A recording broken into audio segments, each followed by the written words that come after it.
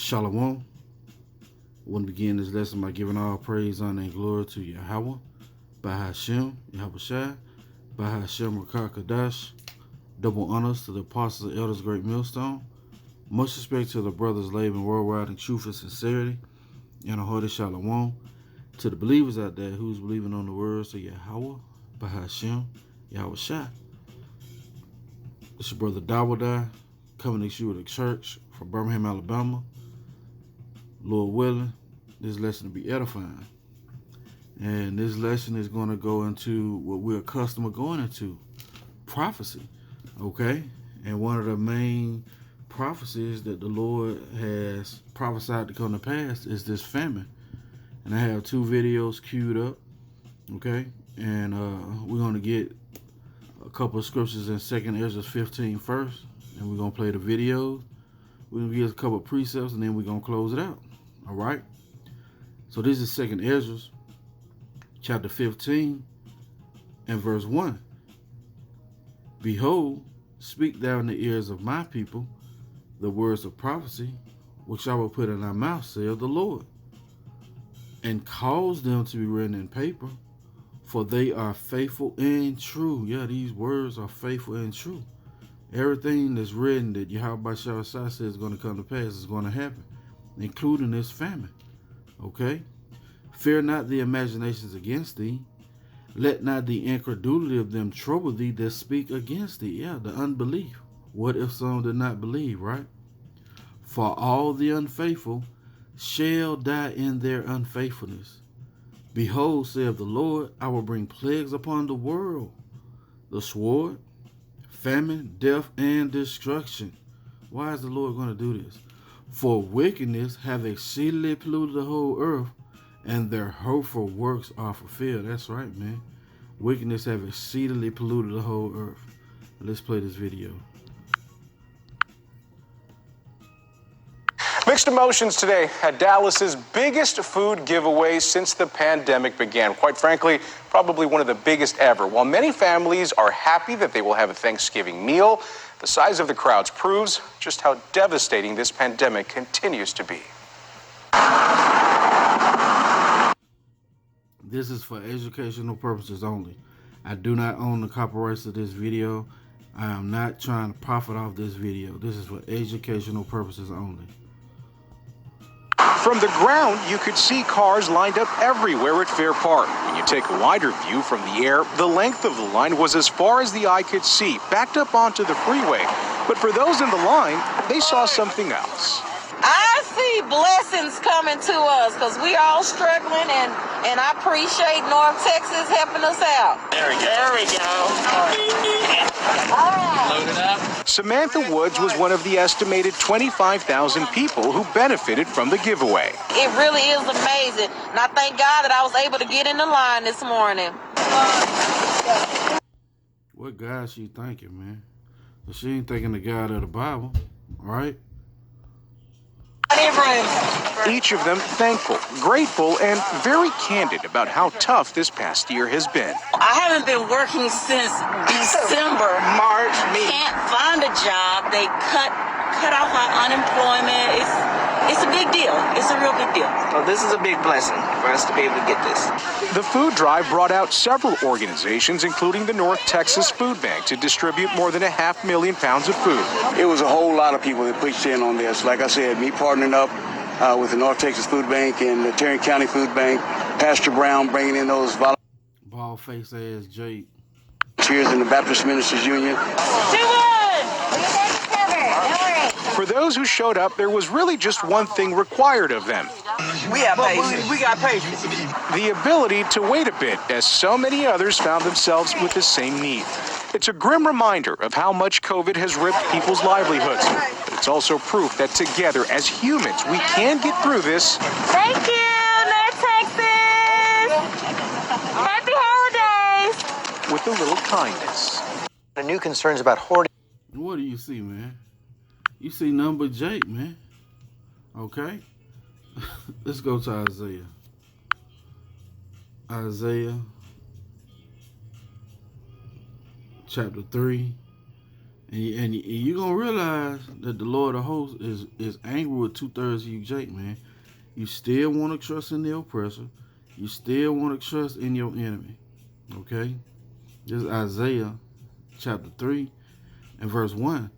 For behold, the Lord of hosts, Yahweh Shah, the Lord of armies, right?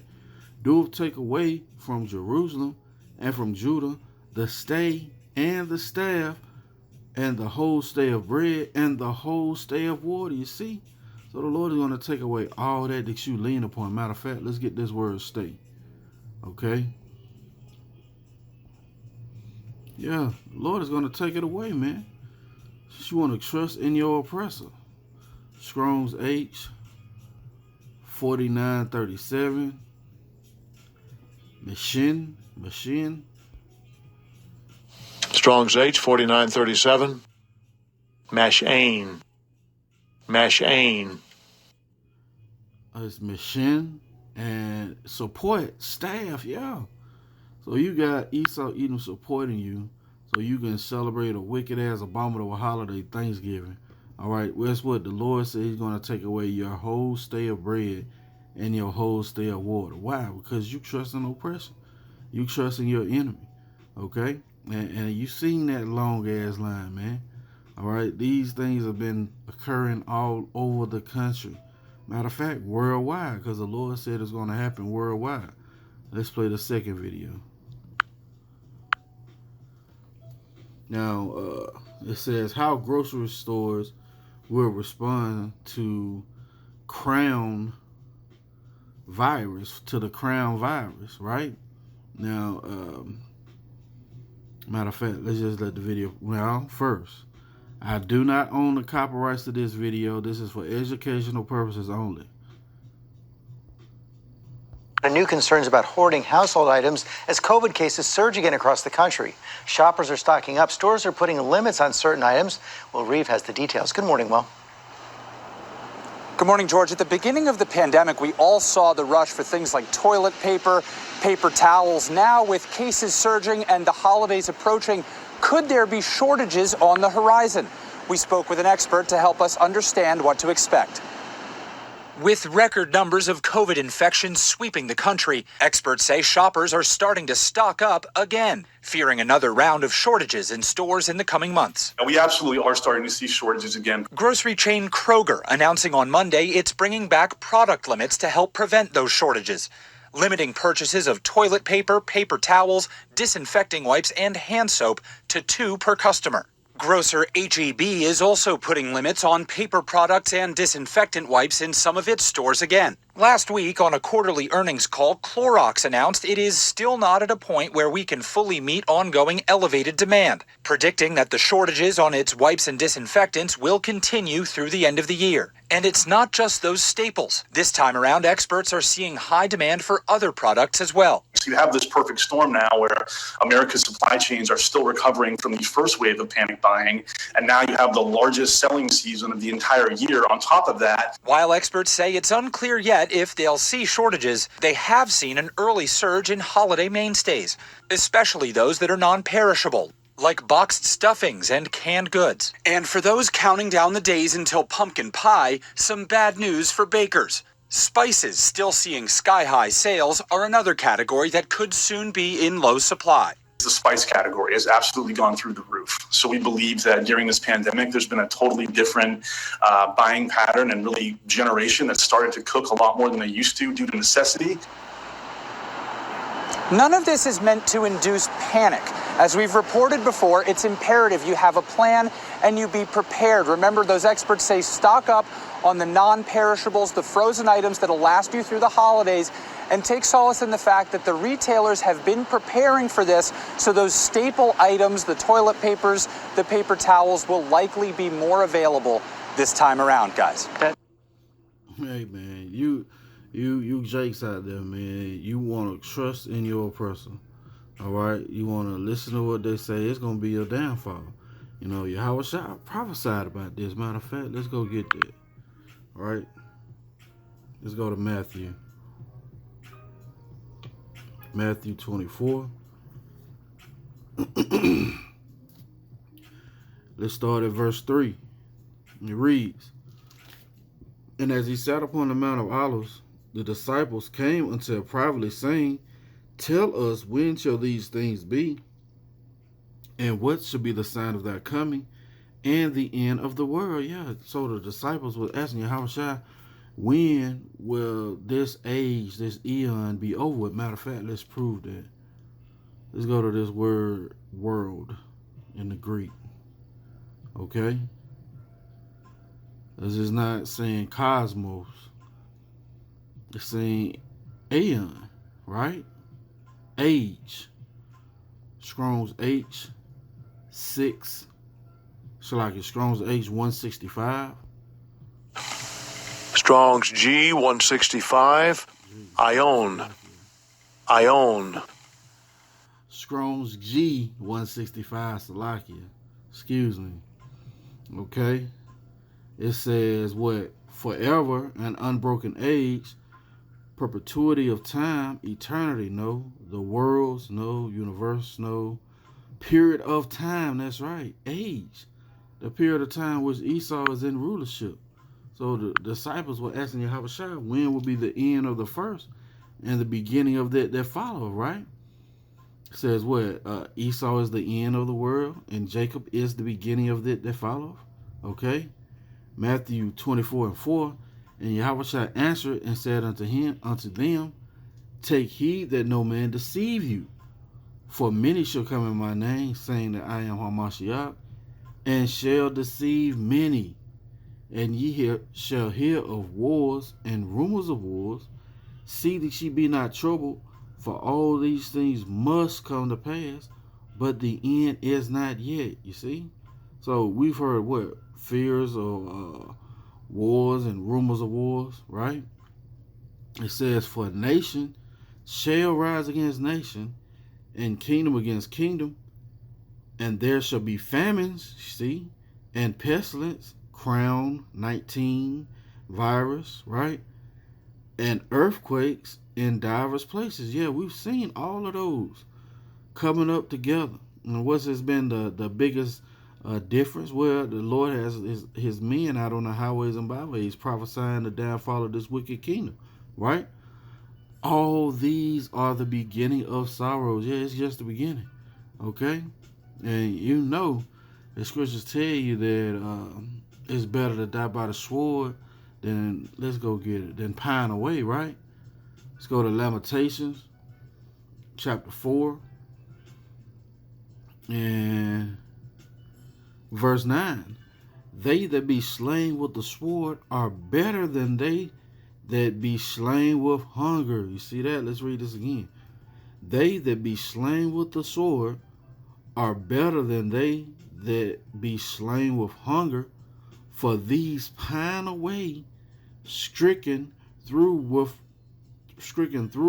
for the wants of the fruits of the field. That's right, man. Okay, that's a grievous sword death that the Lord has prepared, right? Let's go to Jeremiah. Why? Because 2/3 of our people, man, they want to continue to trust in their oppressor, right? This is Jeremiah chapter 16 and verse 4. They shall die of grievous deaths, you see. They shall not be lamented, neither shall they be buried, but they shall be as dung upon the face of the earth. And they shall be consumed by the sword and by famine, you see that? And their carcasses shall be meat for the fowls of heaven and for the beasts of the earth. That's right, man. If it's a famine for you so-called Americans, you so-called Babylonians, how much more the animals, man? All right, you won't have people eating their pets. All right, and when that run out, they're going to be eating their belts. And when that run out, they're going to pine away. And then what? The beasts of the earth and the fowls of heaven is going to eat them. Let's read this again. This is Jeremiah chapter 16 and verse 4. They shall die of grievous deaths. They shall not be lamented, neither shall they be buried, but they shall be as dung upon the face of the earth. And they shall be consumed by the sword and by famine, and their carcasses shall be meat for the fowls of heaven and for the beasts of the earth. You see that, man? So the Lord ain't playing, man. All right? He said these words are faithful and true, and they're going to come to pass. All right? Let's go back to 2nd Ezra. 2nd Ezra, chapter 15 and verse 6. Salakia. For wickedness have exceedingly polluted the whole earth, and their hurtful works are fulfilled. Therefore saith the Lord Yahweh, Bahashem Yahushai, I will hold my tongue no more as touching their wickedness. Yeah, he's not holding his tongue. Where he has his prophets prophesying the word, right? Which they profanely commit. Neither will I suffer them in those things in which they wickedly exercise themselves. Behold, the innocent and righteous blood cry unto me, and the souls of the just complain continually. That's right, man. You wake up groaning in the spirit, man. The Lord hear that, man. We complain continually. What he said, I said, watching upon thy walls, they shall never hold their peace day nor night, right?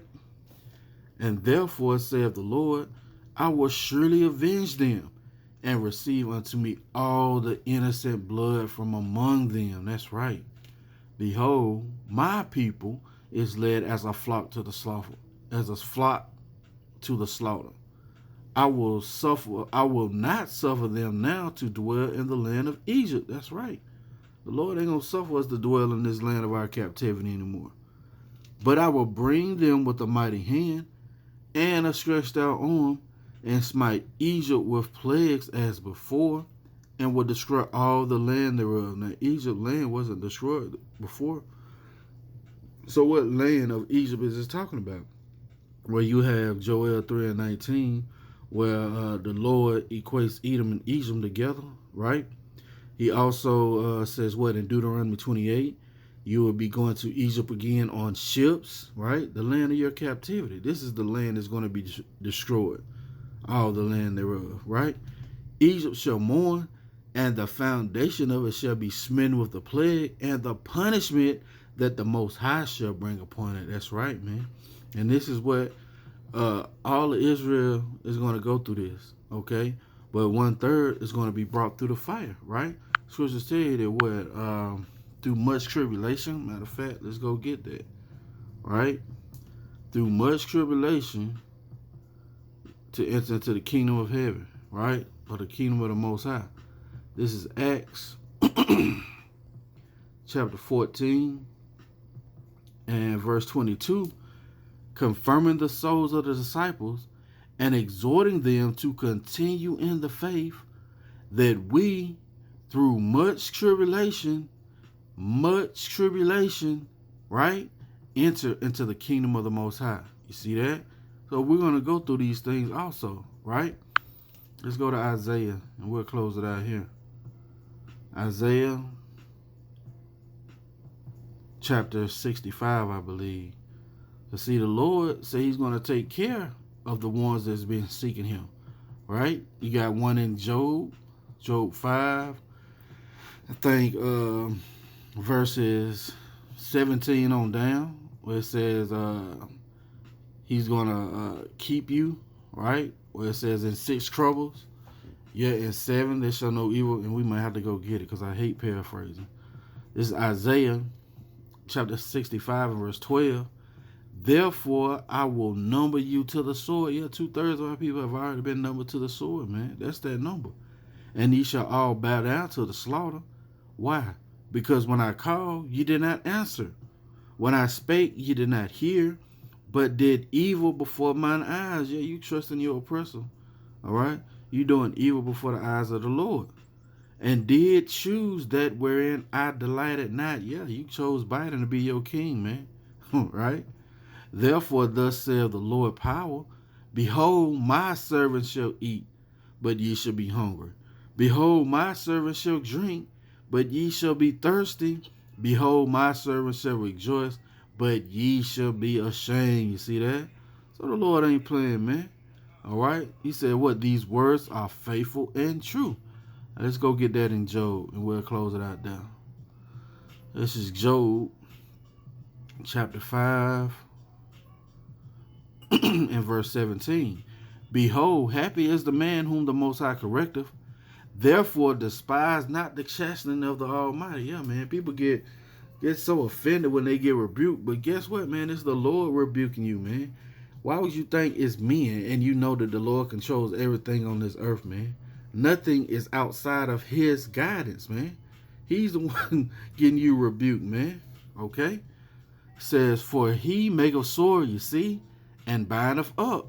He woundeth, and his hand make whole. He shall deliver thee in 6 troubles, yeah. In 7 there shall no evil touch thee. You see that? In famine he shall redeem thee from death, and in war from the power of the sword. You see that? See, these are the promises to the ones who's been seeking him, man. All right, 2/3 of our people have been seeking him. Why? Because they've already been numbered to the sword. That's going to be it for the lesson. Lord willing, it's been edifying. I want to give all praise, honor, and glory to Yahweh, Bahashem, Yahweh Shai, Bahashem Rakar Kadash.